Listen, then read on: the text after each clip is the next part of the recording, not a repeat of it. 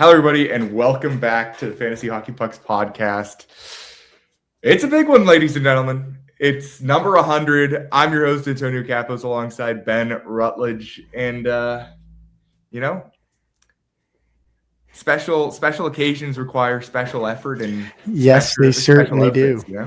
I mean, if you get the sunglasses reference, you're a true fan that, if I'm being honest, I don't think is out there. But, one can hope. Hey, but yeah, we used to record the episodes and with sunglasses on to make sure we looked older, make us more believable. But, here we sit, I think pretty believable with some pretty valid takes and in a space where people our age can cook more in this space where people respect us. And so I think, I'm excited for where we can go, but, can't forget our roots. And, we got to say a big thank you to all the people that have helped us along the way, and we're not going to name names right now. That'll come at a later time, and for now we're just going to keep going. But to start off this episode, we have a special tribute, a look back that Ben has not seen. I made this, but Ben has not seen it. I've not seen this, yeah. So I'm going to take off the glasses so you guys can actually see our reaction. Okay, yeah, fair. That's fair. But let's take a walk back in time. Hello, everybody, and welcome to the Fantasy Hockey Pucks podcast. I'm here today with Ben Rutledge and Owen Hamilton. How's it going today, guys? I'm good. How are you guys? It's a really good day. It's a good day. It's finally here. The 2021-22 NHL season is upon us. Let's drop the puck. Welcome back, everybody, to another season of FHP. This is season 2 underway. Hello, everybody, and welcome back to the Fantasy Hockey Pucks podcast. As you can see, a bit of a different setup here. We've got two brand new members to introduce them and get this episode underway. Hello, hockey fans worldwide, and welcome back to episode 76 of the Fantasy Hockey Pucks podcast, and it starts now. Hello, everybody, and welcome back to another Fantasy Hockey Pucks podcast. We are back after a long last episode 93. Here we go. All right. Well, that was a look at, I think it's the start of all our mini seasons, at the start of the year for each year is kind of just going through the generations of people. And it's back to the OG too, as I adjust my hat for the 732nd time this episode, but there we go. I think it should be good. We're good. Good.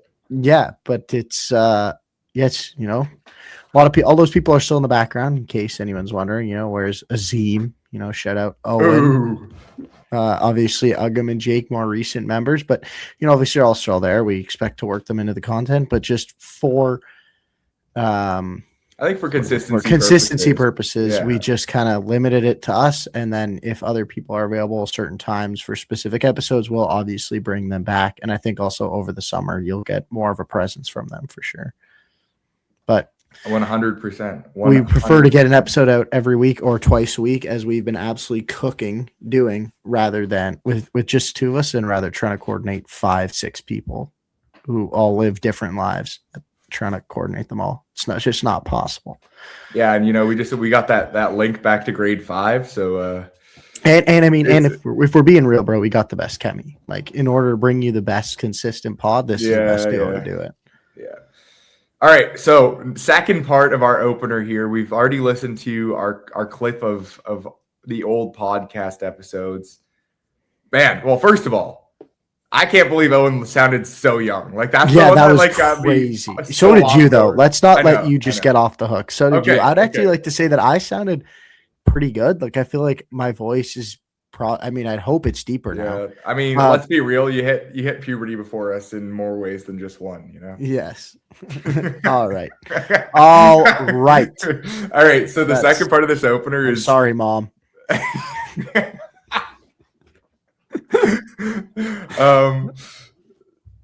right. So we're going to get into the opener for this is, what is your favorite memory from FHP along the way? You can say however more recent or far back as you would like. I'll let you have the stage first. All right, I have multiple. I'm not gonna lie. Okay. And it's kind of all from the different stages. You asked me this question a solid 25 minutes ago, and I've actually been thinking a lot about it. So I have this. And a few of them actually, like any FHP listener, literally wouldn't have even been able to know what happened. It was a more like behind the scenes thing. So I would say first, way back when, I remember we used to record Friday nights, and I remember I'd like get back from Maddie's at like 11:30, and we'd record the podcast episode every Friday. That was like the OG consistently. We did that probably for like 2 or 3 months straight during one like heart of the season, from like September, pretty much right when we started, from like September to like February or so. We were like pretty consistent doing that. So I don't know, I just have good memories of like 11:30 just grinding out a podcast episode in my basement. So I'd say that's definitely a good memory. I'd also say probably if I had to pick one answer, it'd be this. It never even ended up making it onto YouTube, but the sandbagger that we recorded was one of the that was elite fun that I've had. And I remember Aiden Hill extended, and it was kind of right in the window before, I think it was between the draft and the free agency window. So like lots of stuff was happening as teams were trying to like prepare for free agency. So I remember there was like breaking news happening while we were playing. And I mean, it never ended up coming to fruition. Fingers crossed. You should see a few. It'll come back. It'll come back. But that was a ton of fun to make that, even though it never ended up happening.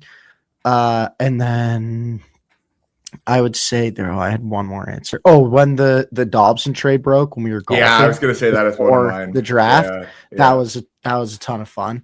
Just because like obviously we were having some fun before we had to go get serious for like a solid 3 or 4 hours straight in the afternoon into the evening after that. But that was I would say probably those are the 3 that like come to mind. And then actually when we started it again in like January, because that was the longest break. Like that was probably a 2-year break if I had to guess between episodes. Like in like grade 11 the biggest when we break stopped it, and then like first year when we started it again. Like I would say that like first episode, and then when we introduced Ugam and Jake, like that was a ton of fun because it was like freshly new. Like it was then it ended up becoming just me, Ugam, and Jake for a bit too. So it was like that was cool just because it got us back into it, and then obviously we've catered it and adjusted from there. That's what I would say. What about you? I'll bring in the Dobson trades up there for me as well. That was going to be part of my big 3, I think. Otherwise, man, like I think part of it is like I remember sitting in the flex room in high school making the initial FHP intro. Yeah. And that's a big one for me. Like actually like making the intro and then using it in the first podcast and being like, it's official. Like we're finally here. And then I'd say another one that like a big one was when we were at my house, like you, me, Azim, Owen, and we were doing the stereotypes videos. That was elite. Yeah. Our first was a ton of fun. Yeah. Like we were trying to be like kind of like dude perfect. But yeah, it was more that's when we really started getting into the TikTok space. We were trying to make it more like Walter Pix-esque TikTok, where like he makes it a not so serious, but like delivers content in a not so serious way, like so formal way, which I actually don't think is the worst idea to get back into, but I think we do it more in a YouTube space. And I think stuff we've talked about this obviously, but the stuff like the setting up your fantasy league and like the super intro stuff, like I think redoing those in modern days and just us obviously being much older and more intelligent, that would cook. But anyway, I'm taking over your thing. Get back to it. That was, I mean, those were the big 3 for me. Like I'm especially like the Dobson one, like that was around, man. I remember being so in one on the golf course that day. Oh yeah, we were so hammered when it happened too. It was so because that's when because we brought like probably I think we had 8 beers between the 2 of us, but like we brought them for like over the course of 18 holes, and they were done by like the 8th hole. And so then for the next like 30 minutes, we were fired up for the next like 30 to 40 minutes. And then we like figured it out and actually we're chilling by the time we had to go home. But yeah, I think that was actually one of my worst golf days ever. And yet it's one of my favorite golf experiences ever. Bro, that actually, I remember, I can't remember, it was either that time or one time we went with Owen, where I was actually flirting with breaking 80 until I shot a like 5 on like 16 par 3. I don't know if you remember that. I think actually Owen was there now that I remember that. Yeah.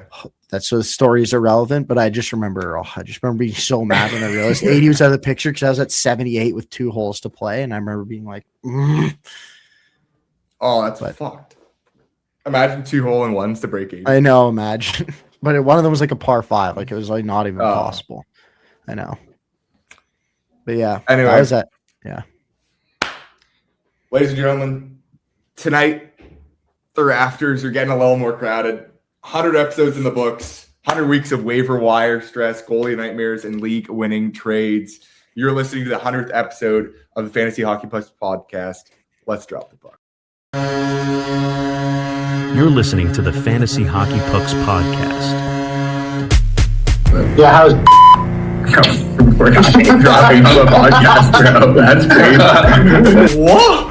Bro, what are you reading into? I'm not a woman. I'm not hiding signs, bro. I'm fucking face value. Why are you? no, dude? The more positive route, you're just like, oh, Donnie's a bitch.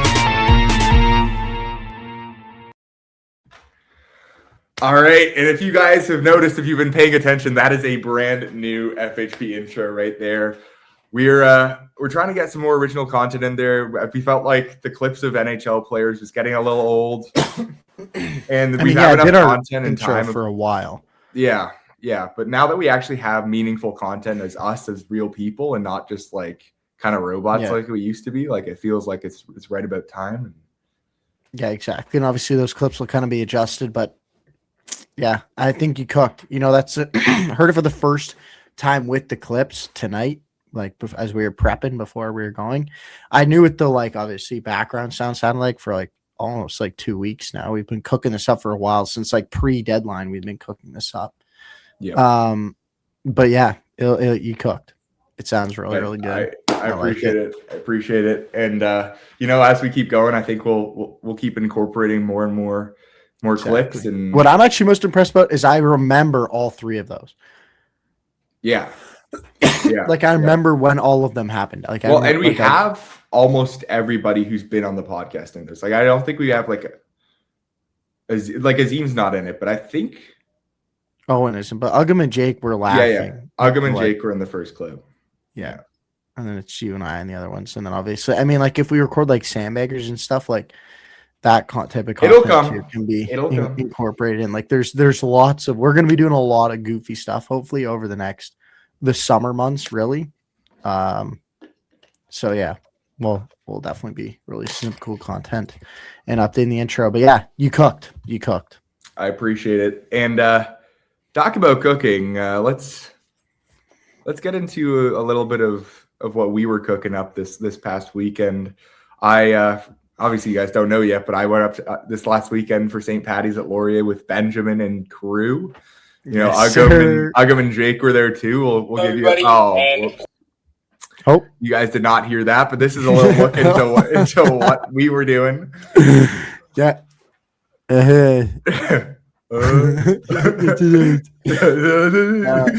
You know. I don't know what Capo's reaching for. No, I remember. I think I was telling him to turn the phone and do like the other. Oh, you were actually. I don't even know who took these. Also, I have the amount of photos that just ended up on my phone that I was like, didn't know it was my phone that took those photos. Is insane, dude. The fact that one of our phones wasn't stolen is kind of. But the thing is I remember taking all these photos. Like I remember all these being taken. I just don't remember my phone or your phone being the one used for it. Also, where was Minnie at this point in time? She may have been taking this picture. Oh. There's a good chance she was the one taking this picture. I was going to say, like, where did she go? Yeah. Oh, yeah. But that would make more sense. The boys attacked the Laurier St. Paddy's. It was a ton of fun. Obviously, Tony came up Thursday. You know, just had drink some beers, watch some hockey Thursday night. And then Friday, obviously, we went out. It was a ton of fun. Introduced Antonio to the 99 banana shooter game that we play, where you just try and spike someone's drink with a 50% like 1.5 shot thing, essentially, and it just it ruins the taste of your drink, and it gets you to the right place. And, well, unless you're already in the right place, in which case it takes you too flashing far. warning Exactly. signs. But it's it was a ton of fun. It was obviously a ton of fun having you up here. I was like one of the first. I mean, obviously we've gone out. But like we rarely don't go like out to like a bar a ton together. So that was obviously well, it's been a while at least since we've done that, and especially a part of a big group. Like I know you came up to Mac, but we don't really got a party culture like that. So yes. But yeah, it was Yeah, definitely just rested and recovered today. Can't lie. I did like literally nothing. Dude, I've had a crazy last 24 hours, man. Like coming back from yours. So I was after we went out during the day. This was crazy, on Saturday. Bro. I had to drive home at like 5:30 to go to my rugby banquet, which was like the awards or whatever dinner. And I step in the door, and the first thing they're like, I have to sit at the rookie table because I'm late. I'm like stumbling in last. And then they're like, all right, somebody from each table has to come up and chug a beer to determine who gets food first. And I was like, bro, I'm not going to go watch like one of the rookies go up and chew on their beer. And I'm kind of hungry. So like, I'll go up there. I'll tank it, you know? And I went up there. I got third, which I feel like is commendable given the situation. And I was going against like coaches and like players. I mean, that is pretty good. There were women there. So like that, at least I was like a 50% buffer that I wasn't going to come last. You were going to be the last one. Yeah. Yeah. But man, and then after that, I drive back to Ben's. And I'm like, all right, are we doing anything? And like everybody was tapped out. Like I came in and everybody was just like, I actually wasn't even. I was like the only one who wasn't tapped out, but I was not going out. Just you and me. Yeah. Was really the. And then there's an after issue for my rugby banquet, so I was like, all right, let me just turn around and go back and do that. And then I only ended up spending like an hour there because I was actually kind of tuckered by the time I got there and like kind of talked to like 2 or 3 people. I was like, all right, it's over. And then I had to get up at 9 a.m. this morning for practice. Yeah, that's wild. I got up at like 12, I think, 11:45, something like that. Yeah. You know, it was nice and relaxing. Had to clean up though. You didn't have to clean up. So yeah, that I'm very thankful for. I'm thankful for my glorious host, Benjamin Rutledge. Yes, sir. Yes, sir. Your air mattress is still out there. I'll be back. I'll be back tomorrow. We're drinking again tomorrow. Yep. Dude, it's gonna be another long one for me tomorrow. Christ. And then I'm gonna stay up all night and then go straight to fucking practice again. You're not gonna sleep tomorrow on Monday? No, I was actually thinking about it. I was like, if we're going out and we're up till like 3, my practice at 5:30, I'm literally just gonna drive back. True. We're at 6:30. Honestly, I'm just gonna drive back. True. Oh. All right. What else is happening in the world? Enough about Paddies. Yeah. All right. Moving on to just kind of the general sports update, which I feel like we can almost at this point just make mostly a me segment because not to diss Antonio, but the range of sports in which he pays attention to is significantly smaller than mine. You really have NFL, NHL, UFC. Those are really the only 3 you can provide meaningful information on. So for, I guess, kind of just making this executive summary, this kind of sports update is just going to be me mostly talking and just kind of running through it relatively quickly. And then if there's anything obviously really noteworthy, like the BAM situation, and then when we're in the NFL season, we'll definitely talk more about that. But just, yeah. All right. So in the World Baseball Classic, we're getting down to the thick of it. Canada was eliminated Friday night in the quarterfinals by the USA. Noteworthy Logan Webb shut us down. Not too surprising, but one could hope that we took advantage. I mean, that would sort of almost, losing in hockey, but beating them in baseball. I mean, that would help ease the wound, in my opinion, as a baseball fan, a little to losing to them in hockey, because that would be their sport that we beat them in. So we could have the same argument as them. Nonetheless, didn't happen. They're currently playing the Dominican Republic, which is the team I'm cheering for. Now that Canada's out, that's the team that has Vladdy, but they're just electric with Soto and O'Neal Cruz and all them. I think I said this last week. Now that I'm thinking about it, I said the exact same thing, but they just have a ton of fun. I actually don't know the score, so maybe, Poe, if you want to look that up, you can provide it. But then Italy versus Venezuela is the other semifinals tomorrow. Venezuela pulled off the shocking upset over Japan, who was the favorite heading into the tournament. So bye-bye Shohei and Yamamoto. Fuck the Dodgers. But yeah, that was shocking last night. But crazy. And so to me, in my opinion, it really feels like USA versus Dominican, like that. Whoever wins that is winning the Classic. By the looks of it, USA is probably killing them. They already won 2-1. Okay. So, yeah, it'll be USA versus the winner of Italy versus Venezuela. Feels like it's now USA's tournament to lose. Feels like that game against Dominican was really for the tournament with Japan being out. But we will see. I'm just ready for MLB to return, which returns in 11 days today, I believe. Hey, man, I think we're going to go to some games this year. I might get back into it. I haven't really watched since the Jays are good. 2016, 17. I might have to lock back in on the Jays. They're good. They're good. Yeah, I mean, man. they just made the World Series. Like, they're clearly good. Yeah.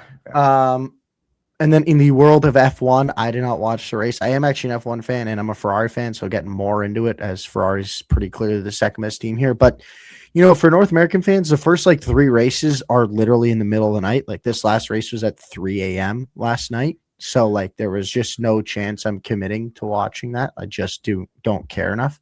But Kimi Antonelli won. George Russell finished second. And Lewis Hamilton, shout out the old Ferrari or the old Mercedes driver, second year in the Scuderia Red, and he gets his first podium for Ferrari, finishing third place this morning. So that's wait, can I just ask you a question? Is he just not the GOAT anymore? Like, what happened? Well, no, he's old, bro. He's a 7-time world champion. He's still the GOAT. He's just old. So and Ferrari's been mid, and Ferrari was really mid last year. We finished fifth in the constructors. We were not very good, so it didn't help. So age is age a kind of big factor in racing as well, or yeah, it definitely does. Golf? You start to fall off. I mean, you'll start to get hurt. Obviously, as you get older, your body starts to wear down. All that G force is obviously going to wear you down. But yeah, the teams want to get young. Most of the teams want a young driver. So you just, as you get older, you just kind of get forced out, whether you want to or not. You got to be you got to be a Lewis or Fernando Alonso, who are 2 of the GOATs of the sport, to stay in it as long as they do. Yeah, fair. Did I also hear? Wait! Didn't I hear that the Abu Dhabi races were canceled, so they don't really have races through April? Yeah. Yes. So they used to actually start with them. They used to actually start with those races too, which would mean they would have had to essentially delay the start of their season by 2-3 weeks. Damn. All right, continue.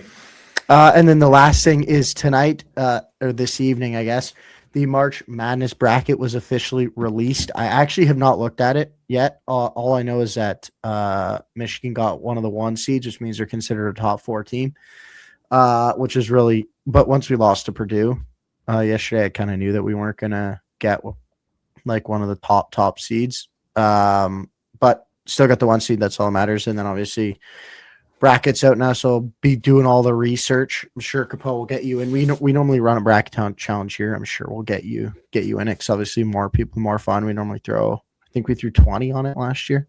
Sounds excellent. So sure we'll run that. But yeah, that kind of concludes the overall sports update in the sporting world. All right. Well, in honor of this being FHP's 100th episode, yes, sir. A big part of that early on was mock drafts, because we kind of were like, well, this is just the best content to put out, considering we just are good at fantasy hockey and not as much at the analysis part. And yeah, we weren't good at the why someone's this. We just were like, this is a good player. He's ranked too low, and we just would end up with good teams. Yep. So what are we going to do here is, I removed my bracelet by accident, is we are going to, as I share my screen, do a draft of. Last time we only did starting lineups. This time that's because we'd challenge each other, and neither of us had looked at the points. Obviously, since then we've been much more locked in looking at the points. So to counteract that, we're drafting a full roster. All right. Well, if this is going to let me actually share my screen, it would be great. You can't see that, can you? No. While Antonio tries to figure this out, I'll kind of explain further. So for those of you who did not catch it a few episodes ago when we did this, essentially how it's going to work is we're going to draft a full roster. Each player's current point total count towards our point total. And then for goalies, we do the goals saved above expected total to count. So theoretically, yes, you could get negative from them, like I almost did. But check that out. I'm not going to spoil it. Check that out. I believe in episode 96, I believe was the one that we did it in. Yes, it was. So check that out. But anyway, yeah, we're going to be drafting a full team. There we go. And you can see it now there on Antonio's screen. And total points and goals saved above expected count towards our total. I'm not exactly sure why it's not letting us also see the screen. Oh, there you go. Oh, there you go. Are you going to zoom in now? I can indeed. Okay. I just zoom in so it's roster. And yeah, the caveat, obviously, Tony and I know the standings pretty well, but know the point totals really well, but I don't know 40 people. Yeah, I same don't know here. the top 40, so it's gonna. All right. Let's. Do you want first or second, or do you want to do rock paper scissors again? Do you remember who picked first last time? You I feel like first. I did. Okay, Yeah. so you picked first this time. Are we doing snake? No snake, right? Yeah, because you realized snake, we'd just no be snake. picking 2 times in a row over and over and over again. I'll take Kirill Kaprizov. All right, I'll take McDavid. Okay. Oh, wait, actually, this is going to use more strategy because we can't even just you've taken one position. You're center, so you can't you can't be I'm not going to take. Yeah, exactly. All right. Are we counting? Right, actually. Are we counting what? All right, is Boldy a left winger for the purposes of this, or is he a right winger? He's either. There's a few guys that I'll take Boldy as a left winger. All right, and also for defensemen, side doesn't matter, bro. I can't. Okay. Enough that side matters. All right, I'm taking Bouchard. Ooh, yeah, that's pretty big. I'm gonna take Jason Robertson. I feel like I've already committed down this.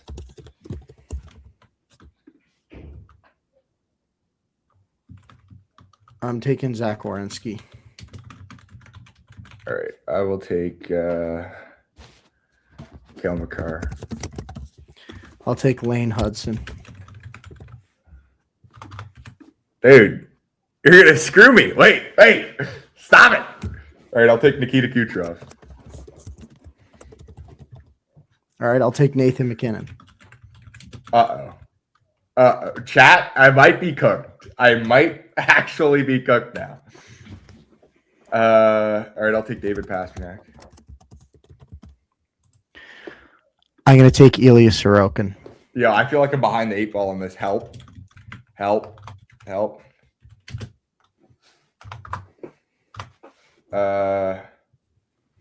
take Jeremy. Actually, yeah, I'll take Jeremy Swayman.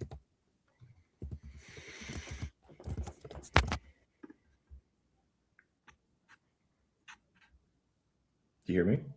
Oh yeah, I'm thinking now that my initial strategy now is done. Now I'm into kind of more just off the dome.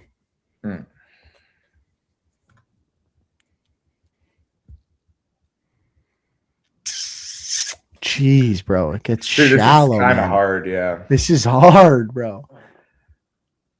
I think I know who I'm taking next. Oh, actually, you know what I'm thinking? You know what? I just thought of a good way to think about this. Okay, you know what? I'm just going to, so we can keep this moving. I'm going to take Quinn Hughes. All right, I'll take Leon Draisaitl. That's not how you spell it. That's how you spell it.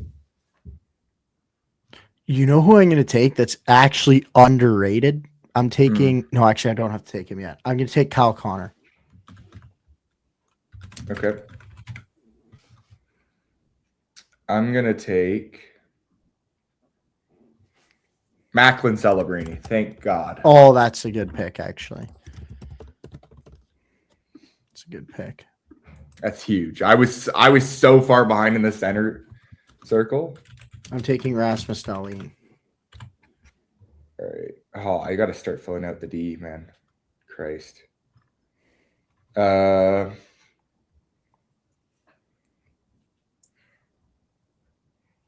man, it gets really hard now. I know it does. It gets really hard.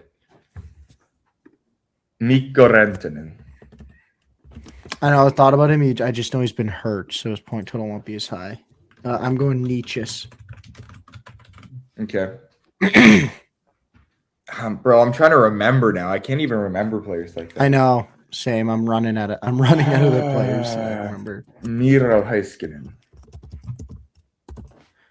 Watch this ball knowledge, bro. I'm going Darren Radish. Oh, okay.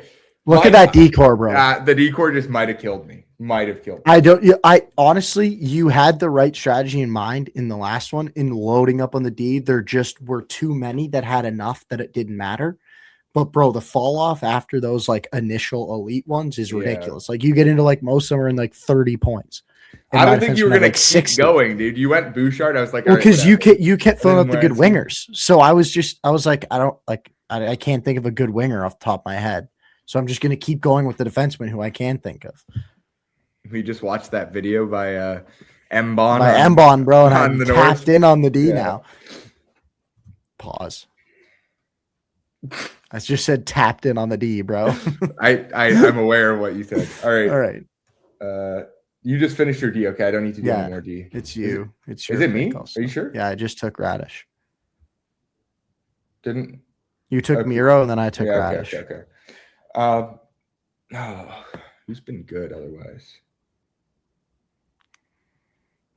Dude, the fall off of the Marner Eichel line at the start of the year to now has to be studied, man. I know, bro. Eichel was like running away with. He was like running away with number one, bro. Like running with like the point. Him and Leo Carlson, bro. Both of them were like nasty at the start of the year and then fell off.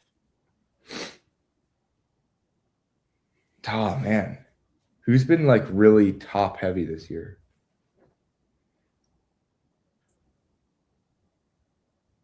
Oh, buddy, dude.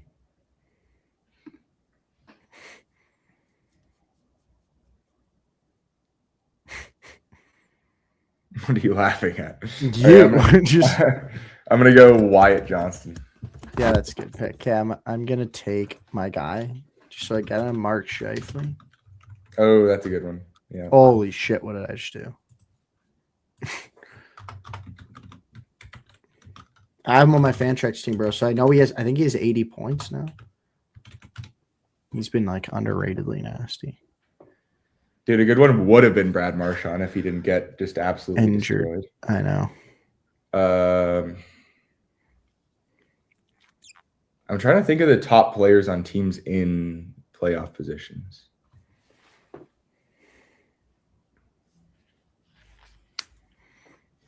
I wonder, like, when we go and look at this, like, look back at this. Surely Jake Gentl's been doing well. Surely. Yeah, that's a good pick. Yeah, that's someone who I was thinking about taking. So, yeah, that's a good pick. All right, I'm going to go Cole Caulfield. Ooh, that's a good. I was thinking about him as well. He was probably going to be my next pick. As Ugum likes to call him, that's why they call me Mr. Saturday Night. Have you seen the stats, bro? I think he has like 39 goals. And like 18 of them or something have come on Saturday. What? Yeah, like just an absurd amount of them have come. That's like he just that's why his nickname is literally Mr. Saturday Night. And he scored last Saturday. He scored last night too, aka Saturday.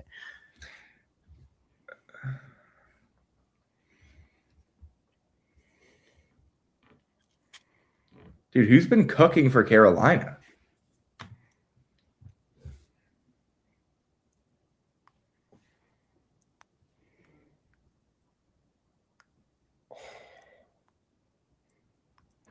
I don't want to go D either because that's just negative. All right, to keep the time ticking, I'll go Andre Vasilevsky. Yeah, that's a good pick. All right, I'm going to – oh, my God, I just had one. Oh, give me Seth Jarvis. You just donated on the assist from Capo. Who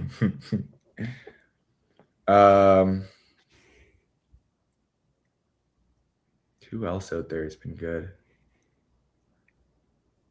Trying to think. Who are like the top teams? Like, okay, surely Eichel's still been him. Yeah, that's fair pick. Surely. Who's a good right winger?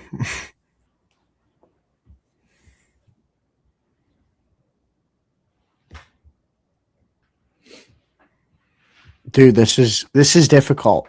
I know. That's why I did the wingers first, because I was like, I will bet that I know depth defensemen better than I know. This is notably difficult. It's also why I kind of left centers. Because I'm like, I know that I'll be able to leave, like, get centers. Wait. Same.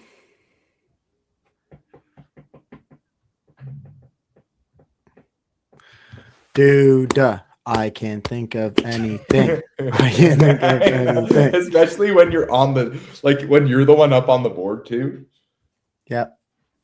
It's elite, dude. Okay. You know what? I know I'm gonna go Dylan Gunther. Okay. I need a winger. And I know he's doing pretty well. Who did I want to trade for that?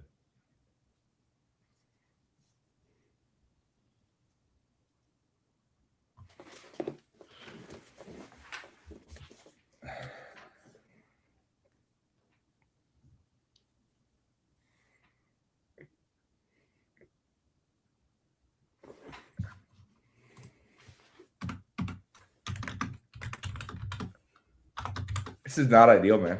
This is really not ideal. It's hard, eh? Okay, if you can just think of defenseman, like pick a few. Well, yeah, I know, but like strategically, it's better if I take a right winger here. Okay, but realistically, bro, like the give or take between who we take for this last right winger spot is going to be like nothing. Like the difference. You never know, man. You never know. Right. I'm going to go with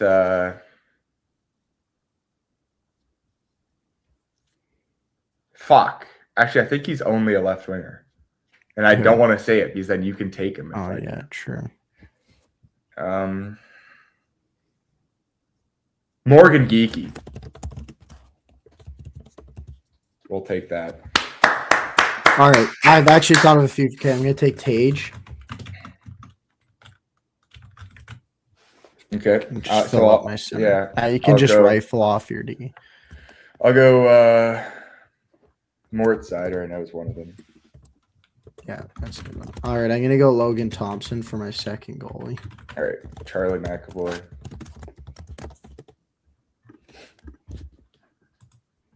Okay. All right, I'll go Alex Tuck. Okay.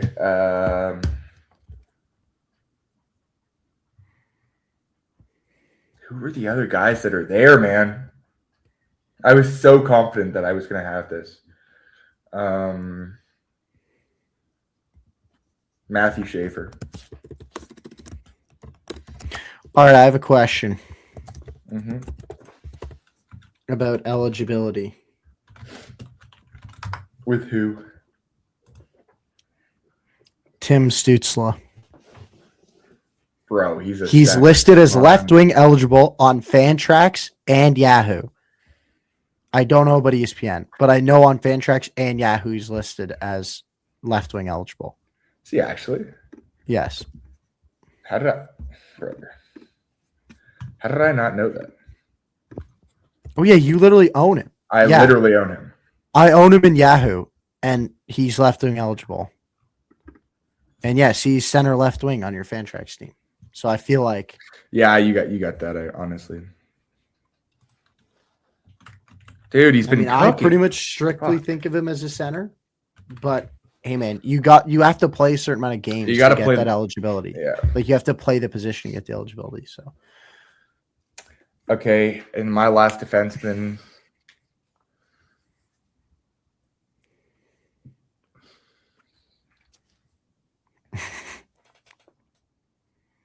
Dude, this is really hard.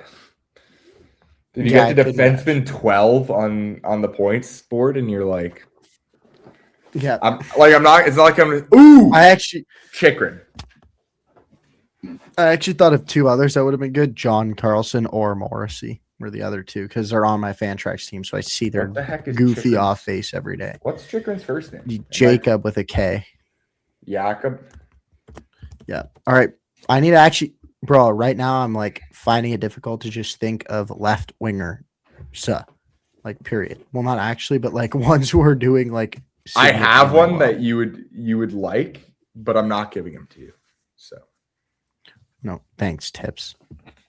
I'll tell you after. Bro, this is so hard. Good Lord, the fall off, dude. Bro, I actually can't think of anything of anyone. Okay, Okay, you know what? I'm just taking him because I know he has a good base. I'm actually taking Marchand. I thought of taking him, man. Fuck. All right, it's time for the totals. First number, you ready? Yep. All right. Well, how many digits is yours? 4. Okay, good. Same. First digit? 1. Oh, whoops. I'm not clicked on the document. Thank you. Second digit? Wait. This I feel like is going to be the determining digit. 2, 1. 1. Oh my God. All right. I'm not feeling confident. Are you ready? 3, 2, 1. Yes! No! Yes! Yes! No. Oh, I get my redemption. No. I get my redemption. No. Oh, I mean, bro, that is actually closer than I thought. What, 25, 24.3? What's the difference? Yeah, that's can't say I'm happy, can't say I'm surprised. So yeah, I mean the biggest differences was really just on D. Like, look at your D versus mine. Like, yeah, I had guys in the 40s. Yeah, I honestly, well, based on the strategy, I went into it being like, I know the goalies who have good goals saved will have expected, and I know which defensemen have good point totals. So I'm taking those first, and I was like, let's hope that I can guess my way through the lower end wingers. And I mean, if you look, like, bro, my wingers are nowhere close to yours. Like, all yours are 70 or 60, and I have 3s that start with a 5. Yeah, I think my main 4 thing that is start with a 5. my main thing is if I took Nietzsche instead of Rantanen. Yeah, bro, Nietzsche was a savior.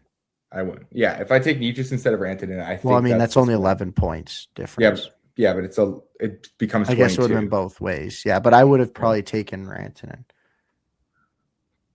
instead of like Jarvis or Tuck. Like, I would have taken him. But yeah, but that's still 22 points difference. True, but it would adjust. However, anyway, you're right. Yeah.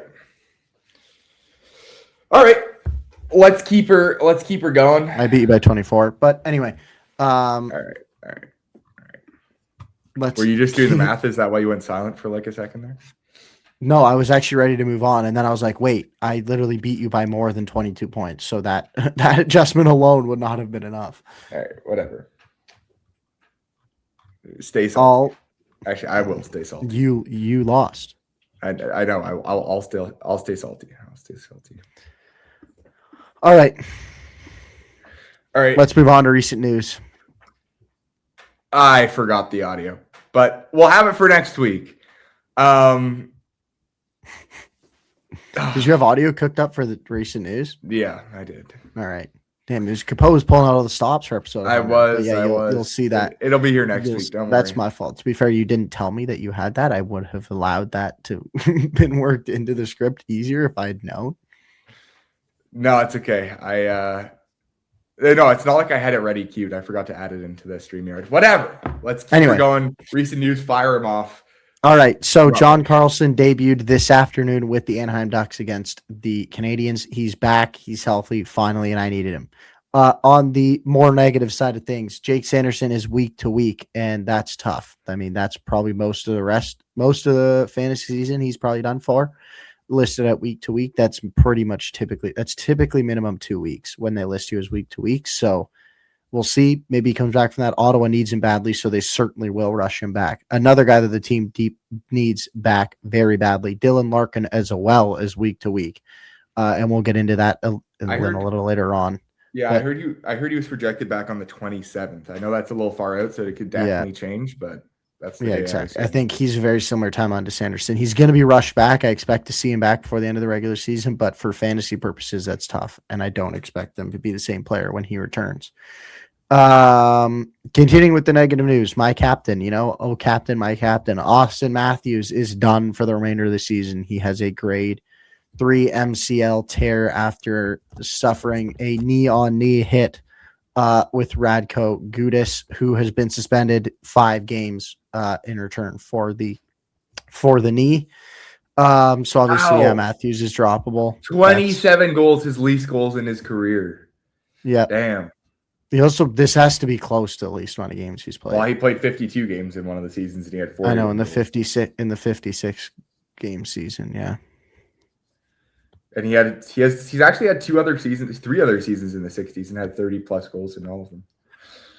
Yep. Damn. That's Craig Berube hockey for you right there, baby. That's what playing in the system does. For better or for worse, bro. For better or for worse, we will score more goals next year. Like whether that means we're just going to give up the most, because we gave up pretty close to that. I don't know, but we're going to score more goals next year because Craig will not be our coach. But, I could rant about how we didn't react to Gudas, but I feel like that's been like, they should have reacted. They didn't. It's whatever, but it's way easier to sit on this side of the screen and say, why didn't you go chase down this guy who hit your captain, who odds are, like most of the time, bro, like half the players didn't see what happened to begin with. Yeah. And so, like, I don't know. Like, obviously there should have been a response, like without a doubt. But am I going to sit here and just continue to yell and yell and yell? Because 1,001 other people have already done that. And 2, I think that's a little overblown. And I love Sabres fans being like, look at the difference in our team when Hagel jumps our captain, like Josh Doan jumped right in. And I'm like, buddy, we are not even a year removed from when your captain got knocked out on the ice last year, and not a single person, not your captain, your best forward, Tage Thompson, got like basically knocked out last year on the ice, and no one came and responded. And so, obviously when you're winning, you're going to be wanting to stick up for your team way more. They actually did a good job. Cowan threw down, Pizzetta threw down, McCabe threw down in the third after that, but like a little too late there, boys. Yeah, it's delayed. I mean, do you think the 5-game suspension was good enough for Gudas? Yeah. I think it should have been more, if anything. Well, that's what I was asking. Do you think it was good enough? I mean, like I can't think of what other like knees go for, but it was a pretty blatant knee. There was really nothing else he was intending to do other than knee him when Matthews makes that move and he sticks out the knee. There's nothing else he's intending to do other than clip his knee. And so he went in with full intent to injure, and he executed literally as cleanly as you could. Like he basically went directly knee on knee. Yeah. So I think given that and the reason he's a pass, I would have probably doubled it, and that would have been the suspension I would have given him. I would have said 5 if he wasn't a repeat offender was fair. Yeah. But given he's done this and has a history and did almost the same thing in a different style to Sidney Crosby at the Olympics, I think more should have been done. Yeah. As Connor McDavid said, if every time someone has an issue with the player safety ruling, maybe the player safety should take a look in the mirror. Ooh. I like it. I mean, Connor's cooking. When Connor's a man of few words, but when he speaks, Connor's the one who got us a new All-Star game format. Like when he speaks, the NHL listens. Like the new All-Star game that was in Toronto 2 years ago, bro. Like that was literally all designed by McDavid. Like the league listens to him. So let's fire George Parros, baby. For good reason. Yeah, as you should listen to your player. Parros and David Stern listened to Michael Jordan. The NBA's never had better ratings. I didn't say that. NHL, sponsor us. We love you. Get some, we love you. We love everybody in top management. Keeping her moving with some more controversial player safety news. Nathan McKinnon's major of where he flew across and hit Ingram in the head was rescinded, which I actually, in further research, realized that if you get 2 major penalties, like 2 5-minute penalties in a certain game span, it's an automatic 1-game suspension. So that is the only reason the NHL went back and removed this. So McKinnon, if you were to get a 5-minute penalty, say next game, it does not lead to an automatic 1-game suspension. I realized that's why they removed it, but still, why are you I get the ruling for doing that, but it's a horrific look to go remove it. And you took McKinnon in one of the biggest marquee regular season matchups you're going to have, like probably the 2 best offenses in the league, Edmonton, Colorado, and you're removing the second best player on the planet. Well, I just feel for like the entire third period. Anytime you have contact, and then you're agreeing the call's wrong. Yeah. And I know we had a debate about this, and I was like, listen, you can say whatever you think I said, but I said that I can see where they're coming from. But at the same time, I think anytime there's defenseman contact, first of all, it's hard to see it as Nurse a penalty. pretty clearly hits him, and it changes McKinnon's path. Yeah. And he was going to miss the majority of Ingram. Exactly. He was going to miss the majority of Ingram. Nurse hits him, and he goes, and he like veers at like almost a 45-degree angle right into like the neck area of Ingram. Yeah. Like, so, yeah. I don't know. And I feel like you have to take a look, especially defenseman contact. Like, that's a big one. That's why like most goaltender interference gets called back. And so the fact that there's blatant defenseman contact there. And at least there's no effect. I know. I agree. All right, let's keep her going. So the surging Sabres are beginning to take a firm lead in the Atlantic, as I now sit 4 points up on the second place Tampa Bay Lightning. They've won had won like 6 or 7 in a row, and I think they did lose their last game to Washington on Saturday. But that snapped the a 7-game win streak. Like, they've just been red hot. And to think also what the crazy part is, they're leading the division, but like 15 games in, I think they were last in the Atlantic. Like, the first 15 games were a complete wash for them, and they're still first. Meaning, like, if they'd been playing this well from the get-go, they would have ran away with this division by now. That's how well they're playing at the moment. Yeah. Yeah, they're 9-1 in their last 10. Tampa's 3-7, man. Tampa's been horrible out the break. Yeah, I mean, they do also just have 2 games in hand, though, Tampa does. Like, they can still very well catch them. I know, but it's just still noteworthy that, like, they've actually begun to separate, because it's been a while since there was separation from a team not named Tampa. Yeah, that's true. On the division. That's more why it's noteworthy. And one final note here for the recent news is, as mentioned, with Larkin being listed as week to week, the Red Wings are in a free fall, and they now sit in the second wildcard spot with the Bruins in the first, with both Ottawa and Columbus nipping at their heels. Columbus, I mean, if the Columbus wins their game in hand, they're ahead of Detroit in the playoffs. Yeah. And if Ottawa wins their game in hand, they're 1 point back of Detroit. So they're right there. I mean, Boston by no means is safe, and neither is Montreal. Like, Montreal has 82 points. I mean, there's a world in I mean, the 2 games in hand for the Lightning help, but there's a world in which the Lightning can still. The Lightning are also in play. I mean, the Lightning are only 4 games up on you, and they have 1 game in hand on you, and they're 4 points up. Like, if they continue to play like this, I mean, what they've got going for them is that the teams who are playing the best are the teams who are out of the playoffs. So, like, the teams who are in the playoffs aren't gaining on them. Like, if you guys in Detroit and Montreal are playing better, they would be probably third, maybe even in the wild card. But you guys are. Well, it's you and Montreal, especially, or Montreal, Detroit, sorry, especially, are doing very mid. Yeah, since the break. Yeah, we've been pretty decent. You guys, 5-3-2 in your last 10. You guys have been decent. You guys have been chugging along at the same pace all year, really. Yeah, just above 500. Yeah, exactly. And but yeah, I mean, Columbus and Ottawa are making this interesting. Philly's trying. Philly's doing their best to make it interesting, but. I don't see that. I mean, hey, man, we're only 10 points back. You never know. I'm joking. We're ass, and we don't have our best player, so don't you worry. But yeah, will be interesting to see down the stretch. We have interesting segment that we have planned coming up for specifically the wild card related stuff. We'll leave it at that. But yeah, in the next probably 2 or 3 episodes, I think we'll just wait for a couple more people to get like officially out of it, so that we don't have to explain away like not including somebody who technically has a shot. But exactly, like once Philly and Washington and those teams are like for sure out of it, then we'll probably next week is probably when you'll see that. All right, so for our next segment today, we're going to talk about, I know we already kind of talked a little bit about the college athletes coming in. That was kind of in our What's on Your Mind segment last week. We decided to make it a full segment on its own this week, considering we are going to starting like now, teams in college have been eliminated and are not going to be in the NCAA conference. And so players will be coming in, and they've been signing ELCs. And so now we'll take a look back first before we look forward at the players that have come first, before you get into that, a little more context to that. So first of all, there are also UDFAs that you're going to see signed, and those guys are unlikely to make the lineup, as they're typically older players who are like 22, 23 who are signed, and they're good. They're like generally very highly touted people. Colin Graff, who has 19 goals this year, was one of them.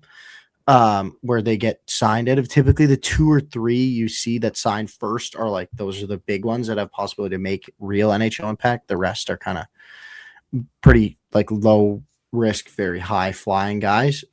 So Calgary signed Tyson Gross, who's one of them, but he's not what we're talking about. We're talking about like the first or second round picks, the 19, 20-year-olds who are like highly touted prospects that are going to come in, and once they make their debut in these next few weeks, like they're never not going to be an NHL player until their career's done by this point. Like those are who we're talking about.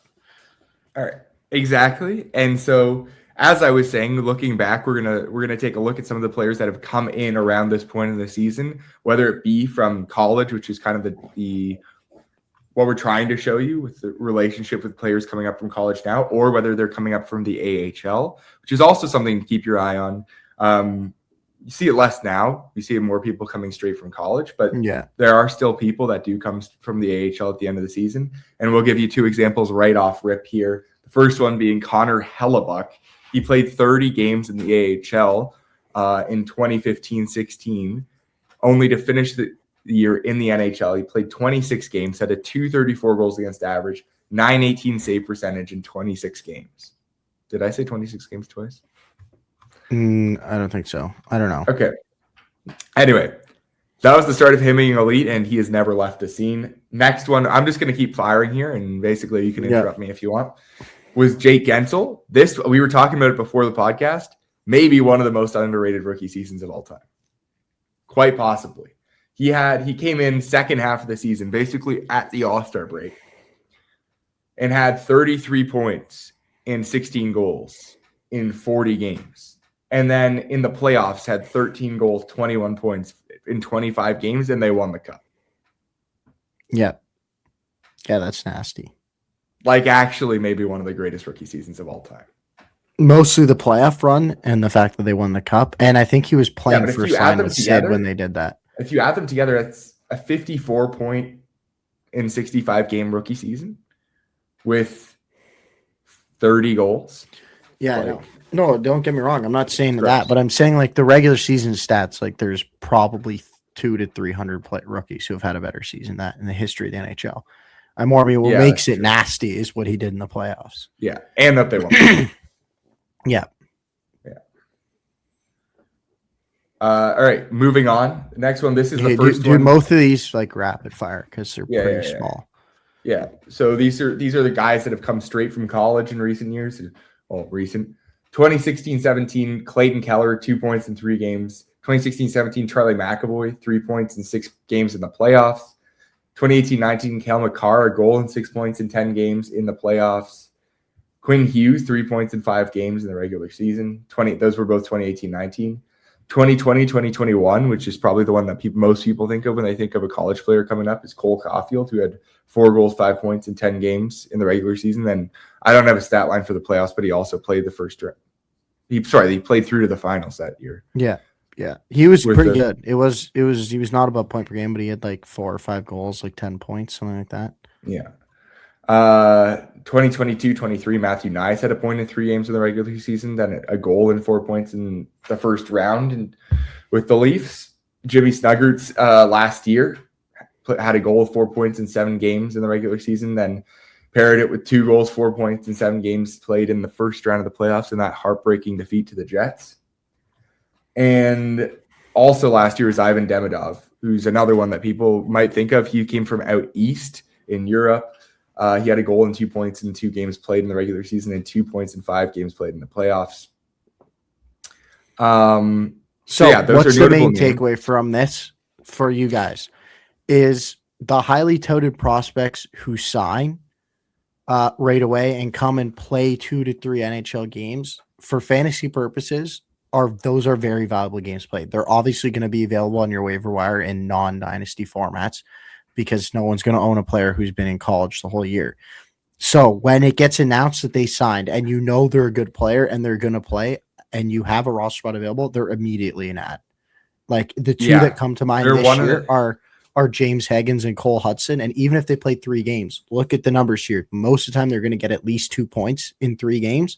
And as a stream, that's exactly what you want. Yeah, that's all you can ask for. So these, I would say, if Hudson also, this is also noteworthy. Hudson signed yesterday, according to Kevin Weeks. So he's coming up. It's official. Keep an eye out for that for when they officially activate him. But again, that's a guy that's a must add. I'm sure you have defensemen that you can drop. He's a must add.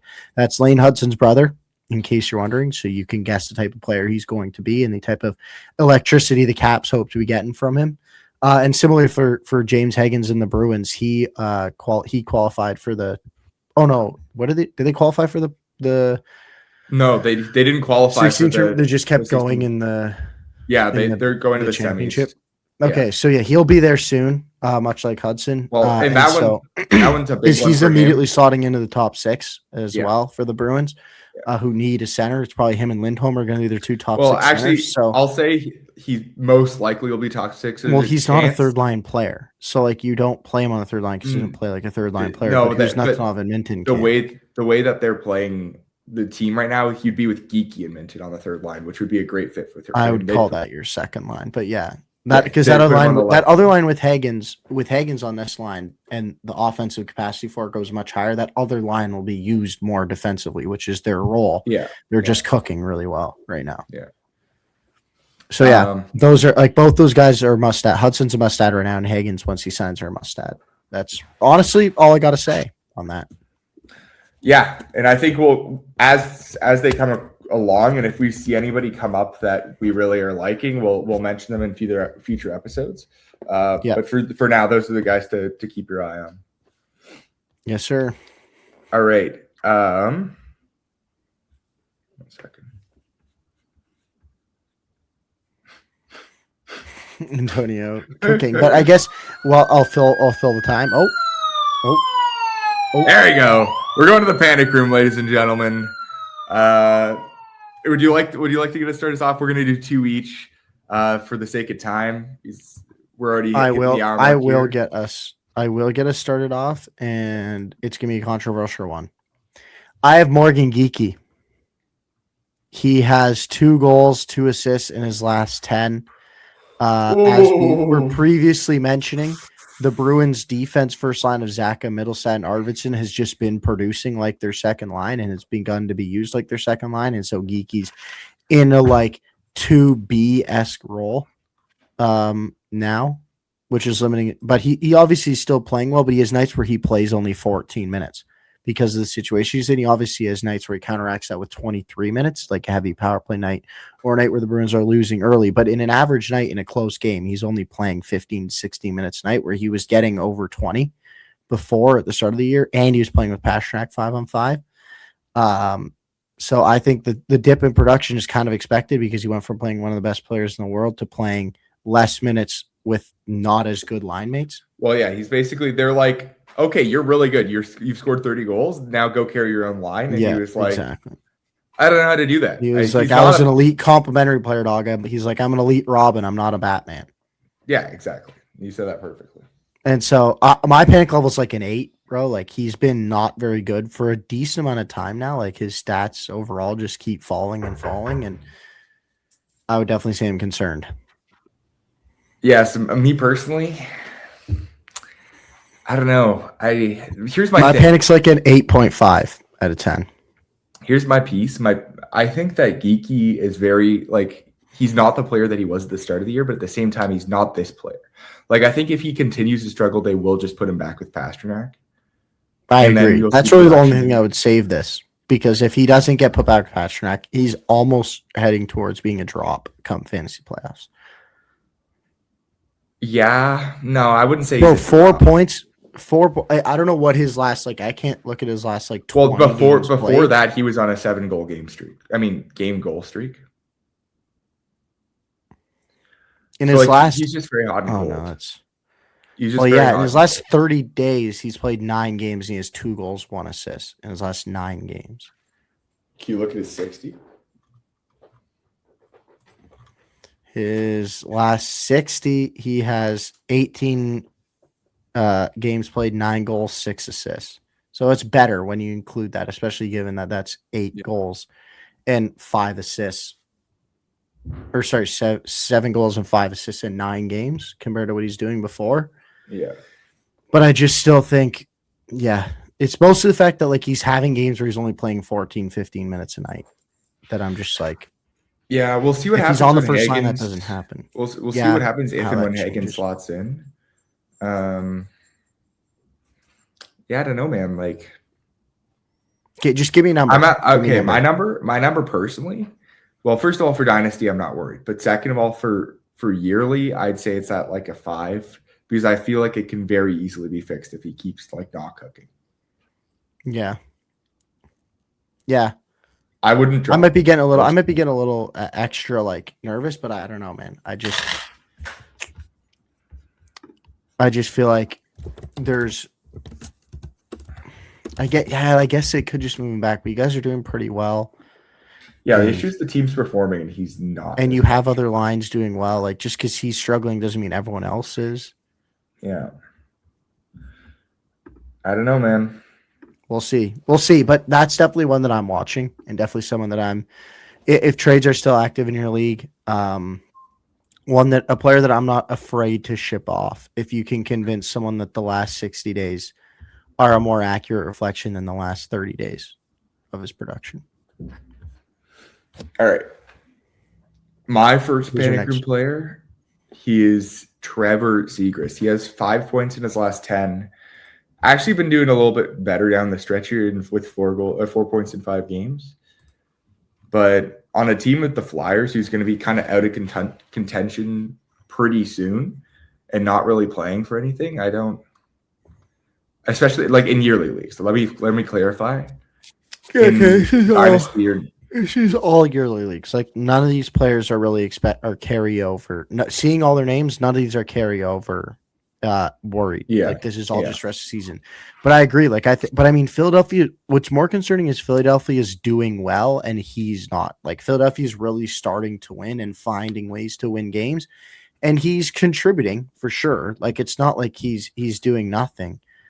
But he just, like, in his last 60 days, he has 20 games played, 4 goals, 8 assists for 12 points. And almost all of that has come on the power play. Damn. Yeah, it's even worse. I didn't even look that far back. Half of it has come on the power play. So that's why I'm like, there's like, I don't know what who's cooking for Philadelphia if it's not him. And it's like, it's not Michkov, but like they're winning games in more defensive style. They're getting some just overall full lineup, Seattle Kraken type production, and I'm definitely worried too. And the thing with Zegras is it's like you don't have we can put on the Pastrnak and it's fixed. Yeah, exactly. Yeah, I don't know, man. Like, especially with it, like, I don't think it's going to get any better. I might have him as high as a 9. Yeah, I would definitely say mine's that high as well. Like, I just think he's just not been good enough, and there's just no clear pathway that makes him play better in the next 15 games. I mean, he could just get hot. He's a good enough player that he could just get hot and fix it. But again, kind of similar to Geeky, like when push comes to shove and you need a game on Thursday of a playoff weekend, like I'm not afraid to drop him to make sure that my season gets extended. I mean, if we got points, if you have points for shootout in your fantasy league, maybe it'll have some value. You need to find a way to incorporate that into Fantrax. Like game winning. I mean, if it was game winning goal, like worth like 1, you know. Yeah, I don't know. I know, but it's because the shootout goal doesn't count as goals. So that's why it can't be tracked as a stat. Yeah. All right. I guess I didn't give a total, but I would say probably mine's 8.5, same as Geeky. Okay. So the next player that I have is here for actually a completely different reason than typical, and it is Sam Reinhart. Listen, he's been cooking. He's been doing really well. Okay. But they sat him for a game on March 8th or 9th, something like that. Why? He sat a game because they want a tank, so they rested him. Oh. And then he played, and now he's not traveling on their 4-game road trip. Like they've just announced he's out for all 4 games of their road trip. Now, I don't think they shut him down for the season because I think if they did, they just would have in this situation. Like if you're going to shut him down for 4 games, might as well just shut him down for the whole season if that was your plan. Yeah. So I don't think they're shutting him down for the season, but like there's legit concern that we get 5 more games at a Reinhart rest of the season, and like that's not good enough. Like Out of a guy that was probably a second or third round pick, like a guy who's supposed to be carrying your team, I'm actually so concerned with how little games I think he could play. I would almost try and sell him even an objective loss if you still have trades. Like, I'd be willing to lose the 1-for-1 trade, but at least I know I'm getting a player who's going to play games. Yeah, especially like I'd go to the Jarvis owner or the Tuck owner and just be like 1-for-1 for Reinhart. I know this because we just looked at a bunch of people who got 50 points and Reinhart has 61. So like all those guys in the 55 point range, just send 1-for-1 trades.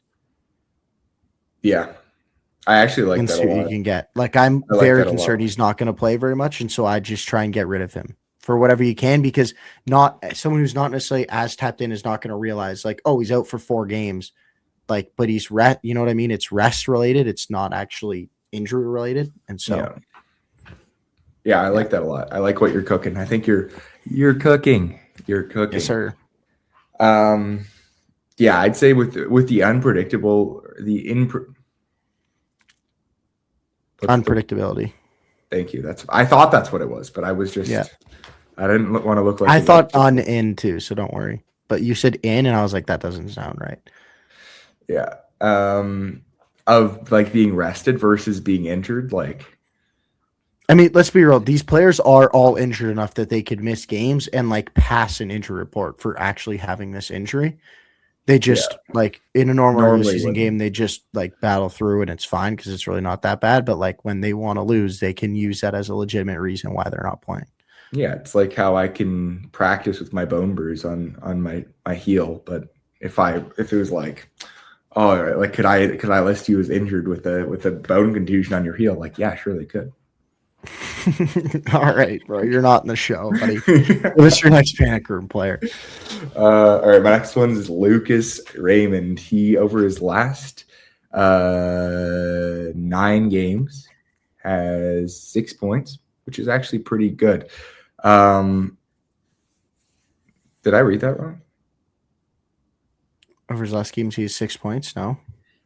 No, okay, it's actually kind of decent, but like compared to what he's been doing rest of year, oh my god. Well, yeah, if you just go look at his actual box scores of like, and you pull up his like fantasy name, like he's just not. And that's a big reason is without Larkin, bro. Like he loses his number 1 center, and he's not the same player. Yeah, and so even though they're kind of pushing the team as a whole, and if you also actually, yeah.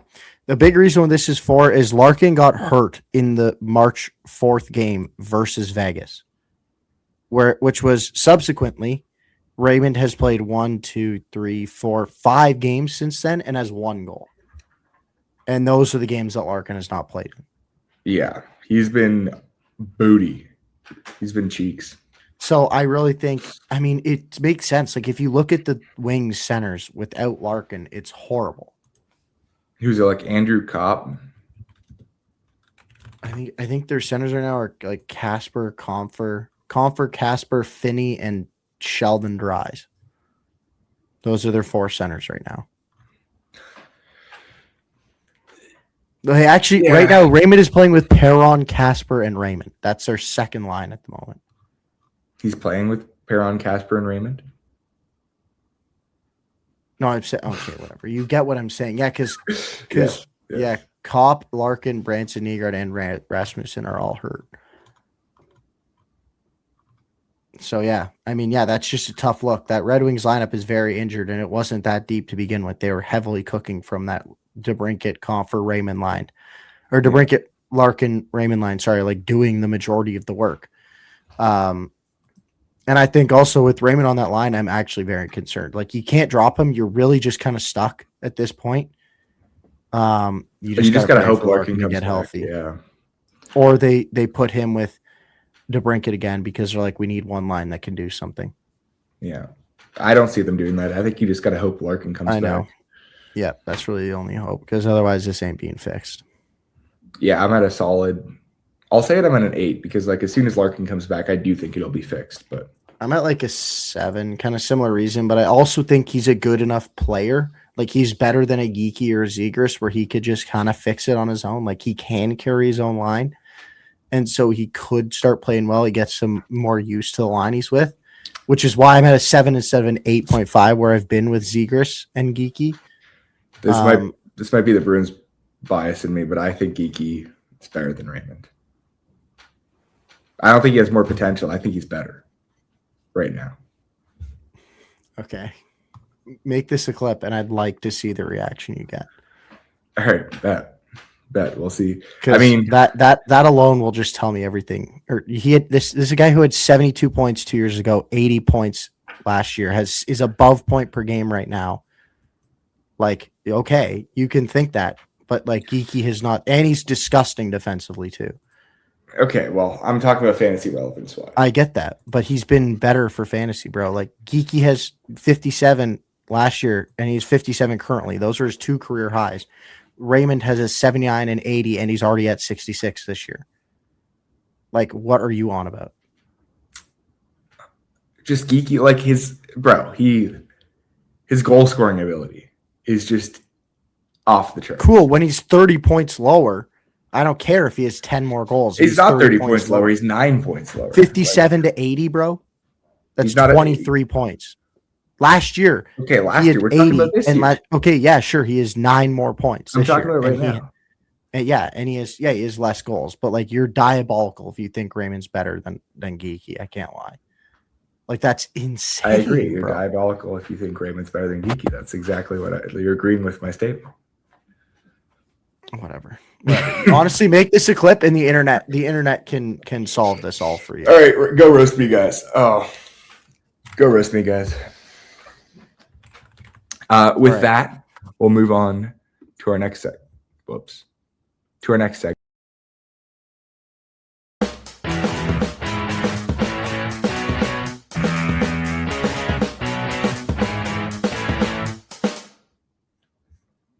And there we go. I was gonna say, I'm not sure where you went. You just like got removed from the screen for some reason. But we are in the What's on Your Mind segment. Benjamin, what's on your mind? I think actually you should ask yourself that. What's on your mind, Antonio? Okay. We don't have to do them in order. Mostly, but this was yours. And also, I feel like the other ones are like dramatically different. Okay. So the first thing I want to talk about is I think we need more themed jerseys in the NHL. I think we need to make it interesting more often. Like, I think around like 70 games of the season should be your normal jerseys, and then the other 12 should be different ones. Like the St. Paddy's Day jerseys are all electric. No matter the team, they're all electric. Dude, like it'd be so cool to have like a Halloween one, like a Christmas jersey. Dude. Well, they used to do stuff like that. They would have like the Hockey Fights Cancer Night and the Military Night.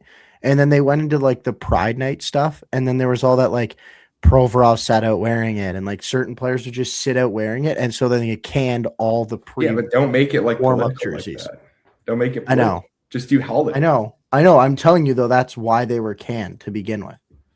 I know, but I mean, we don't have to talk about that. I don't want to get into politics on the pod. Yes, this is fair. But that's just my thought. Like, I think that would just make it electric, and also I'd love a St. Paddy's Bruins jersey, and I'd love for them to actually play in them too, not just warm up in them, to actually play in the jerseys. I know. It's so dumb when they like. Why would even way back when? Why did they warm up in them? Like, why did they only warm up in them and then didn't use them in the game? Like, that makes no sense. Well, I guess, I don't know, ratings or something. He's like, you see a team wearing purple on the screen, you're like, what? I guess, but like the NFL does it all the time where they like have their color rush jerseys and like the jerseys are way different than what they normally are. Yeah, I agree. I don't know. It doesn't make sense to me either. Yep. I think it's just, it's more jerseys that can be bought by fans that are looking to get something cool. So I think it is just like a revenue option. I guess it would like costs like a good amount to make those jerseys for each team, but I feel like you make that back pretty quickly. I would agree. Sorry, I was looking at advanced stats. That's why I wasn't super into it. Geeky is like far and away the leader in goals above expected. Like he has 15 goals above expected. That's insane. I know, he's cooking. I know, but that's not necessarily a good thing. Like that means analytically, dude, look at the Bruins. Play this game over and over again. The Bruins is a team that have 30 goals above expected. Damn. Damn. We lead the league in it. I know. It's I mean, yeah, you got to be good to be lucky, but like, still, bro, you got to be lucky to be good too. Have you never heard that saying? You got to be good to be lucky, but lucky to be good. I think you wanted to say it the other way around, though. Wait, I don't know. You say it first. Like, you guys are still good. Like, you're not ass. But it's also luck incorporated. But it's all. You also get some luck to be good. Like, you're good. You're not cheeks, but you're better because you're lucky. Yeah. All right. Well, that's why you didn't make the playoffs. We made the playoffs. Luck. Sure. We've made it 9 years in a row, bro. And we had our best defenseman get hurt from the get-go. And our GM's a moron. But anyway, speaking of that, that leads me into what's on my mind. And if you could make 3 moves as the GM of the Boston Bruins, Antonio, at, we'll say, I don't know when Game 7 the Cup will be. Let's say the next day, because obviously you can't make any moves now. What 3 moves are you making? What are the first 3 you're making? And make them like realistic. Don't be like, trade for Robert Thomas. Trade up for Gavin McKenna. Like, be realistic. All right, I got to look up something for this, but my first one is a no doubter for me. I'm moving Joonas Korpisalo. If you look at the goal save above expected, Jeremy Swayman's at like 21.8. I think if you look at where is he? I'll find him. Korpisalo's at -3. And in the one game that Michael DiPietro played, he's already above Joonas Korpisalo and goal saved above expected. So, well, not just for that. Also, like, you have DiPietro just at like a 929, I think, in the AHL. So like, he could just come in, and then that's somebody who's making like $900K instead of $3 million a year.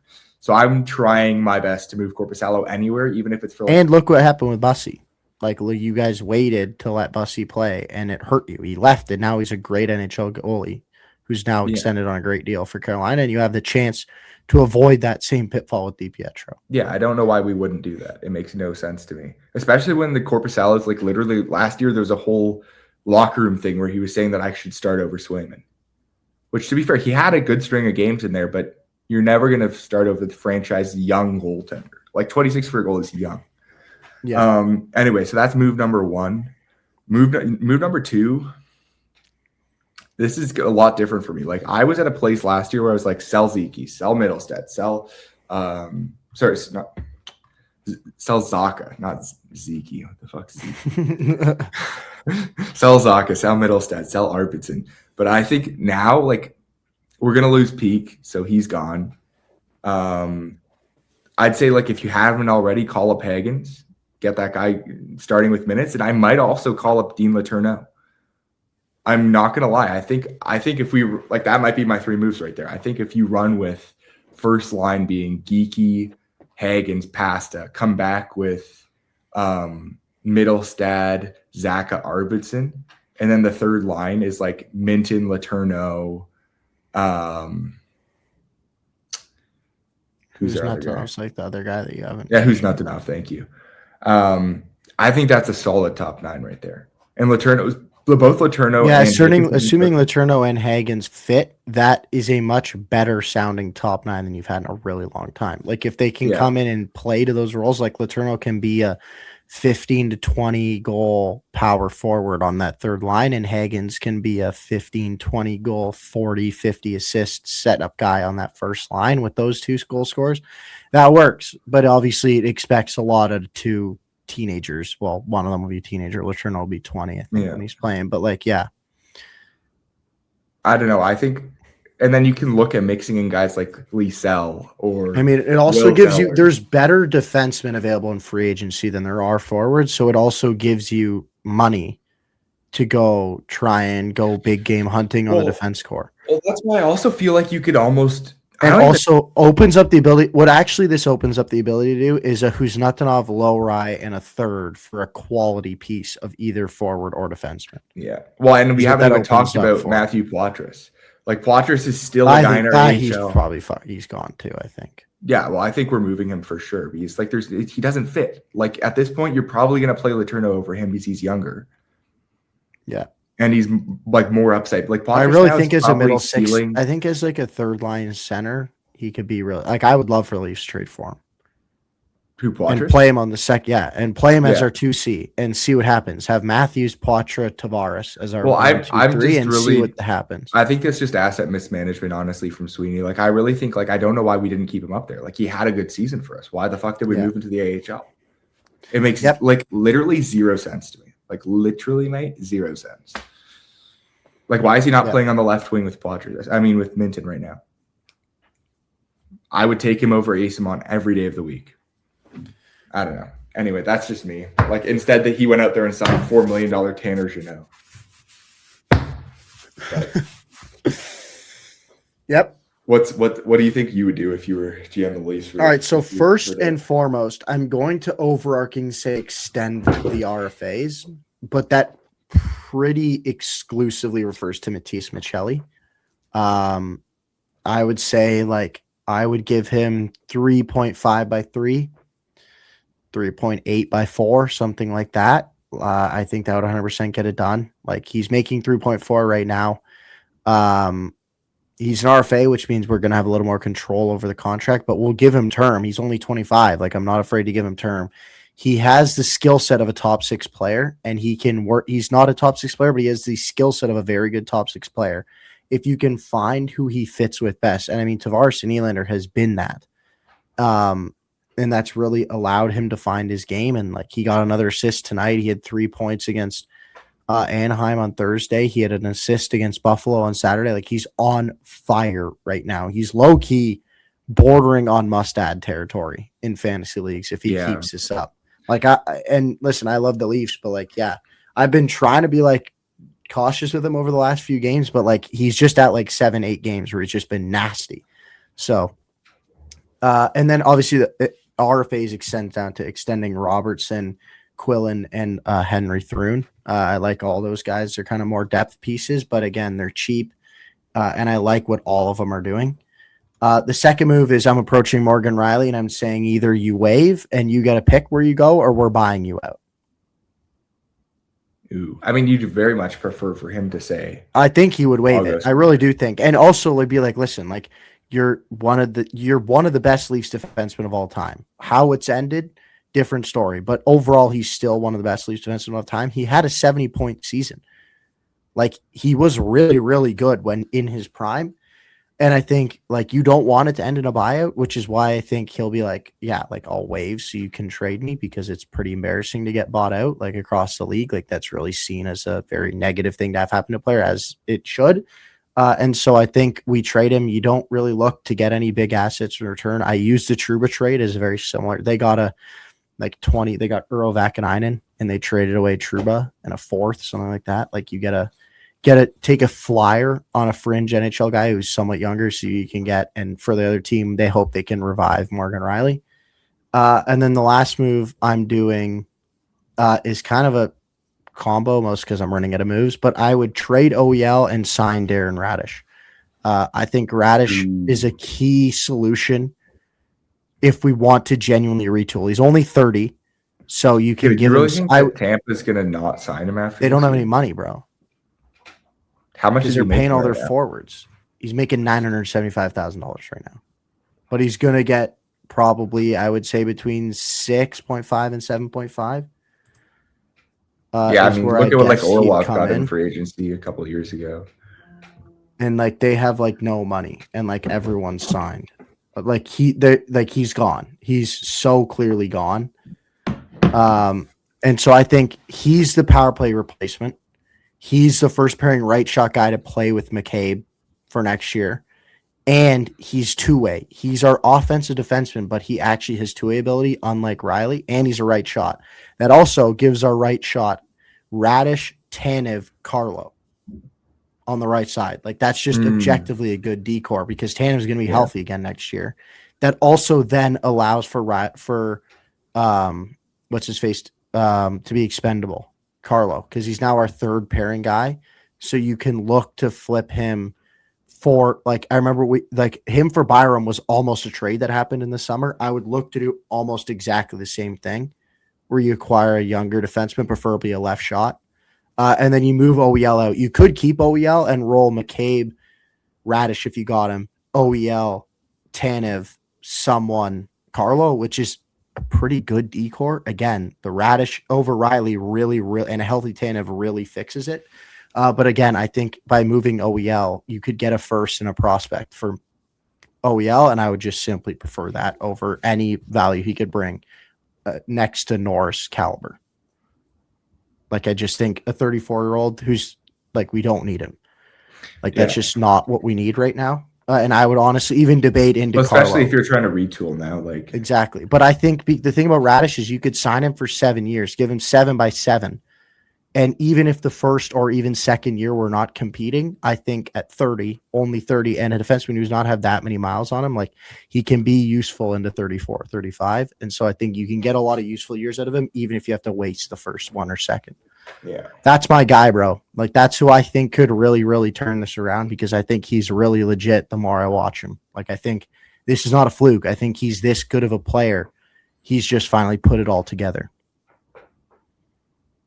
That's why the defenseman ages are 28 to 32, man, when they win an award. Yeah, I mean, it takes a while for some defensemen to develop.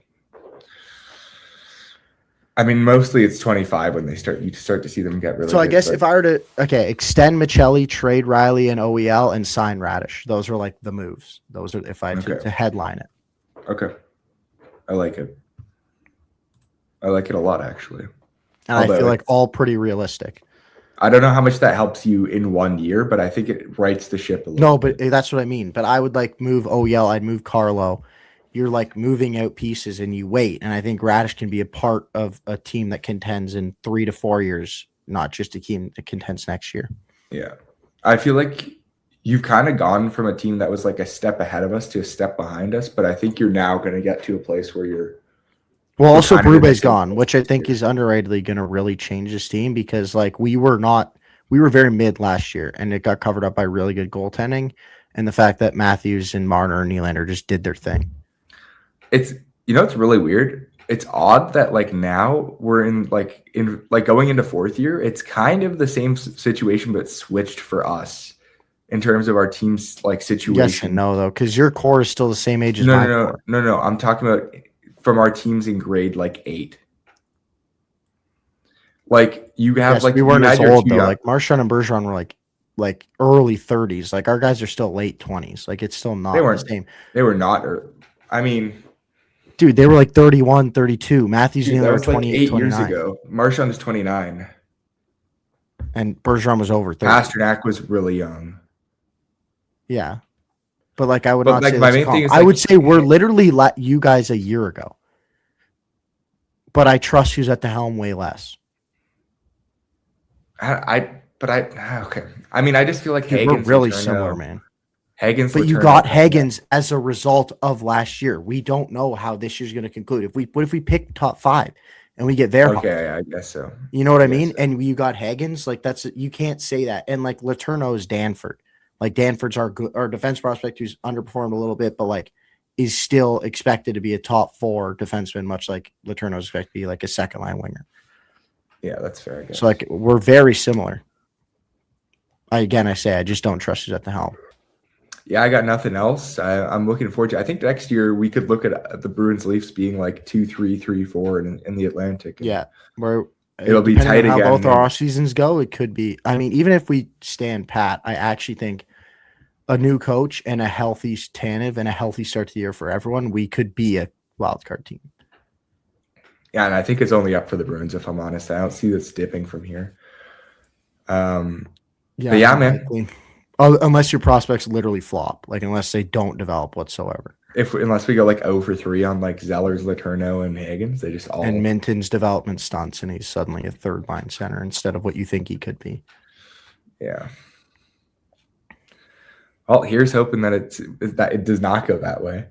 But that's all we have for you guys tonight. We will see you again in 2 days, 3 days. 3 days. I actually don't know what we're going to talk about then yet, but we'll figure out something by then. And I hope if you guys are still here, thank you very much for listening. And thank you all for joining us. And we'll catch you the next time we drop the puck. Have a good one, everybody.